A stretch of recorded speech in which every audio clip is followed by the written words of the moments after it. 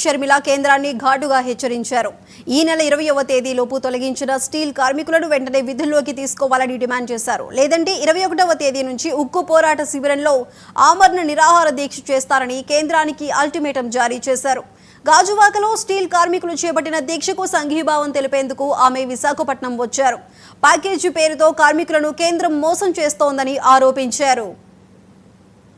దాంట్లో దాదాపు 11,000 మంది పర్మనెంట్ ఉద్యోగస్తులు, 14,500 మంది కాంట్రాక్ట్ ఉద్యోగస్తులు. వాళ్ళల్లో పోయిన సెప్టెంబర్లో 5,000 మందిని దాదాపుగా కారణం లేకుండా రాత్రికి రాత్రే తొలగించడం జరిగితే కాంగ్రెస్ పార్టీ తరఫున నేనే ఇక్కడికి వచ్చి వీళ్ళని మళ్ళీ రీఇన్స్టేట్ చేసుకోకపోతే నిరాహార దీక్ష చేస్తామని బెదిరిస్తే వాళ్ళని వెంటనే రీఇన్స్టేట్ చేసుకోవడం జరిగింది. కానీ ఇప్పుడు మళ్ళీ అదే కుట్రను పడుతున్నారు.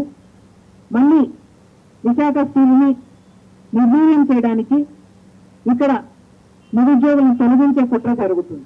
మనిషి అదాని పక్కనే గంగవరం పోతుంది.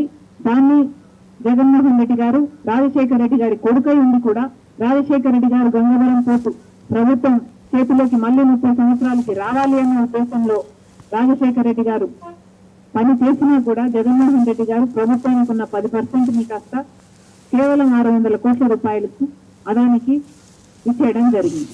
9,000 కోట్లు విలువ చేసే గంగవరం పోర్టు అలా అదాని పాలైపోయింది. ఈ రోజు వరకు కూడా ఇక్కడ కూడా అదాని పోర్టు బాధితులు 600 మంది లోకల్స్ తీసేశారు. వాళ్ళకు కావాల్సిన వాళ్ళని పెట్టుకున్నారు.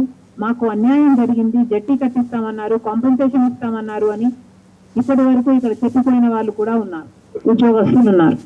దాంట్లో దాదాపు 11,000 మంది పర్మనెంట్ ఉద్యోగస్తులు, 14,500 మంది కాంట్రాక్ట్ ఉద్యోగస్తులు. వాళ్ళల్లో పోయిన సెప్టెంబర్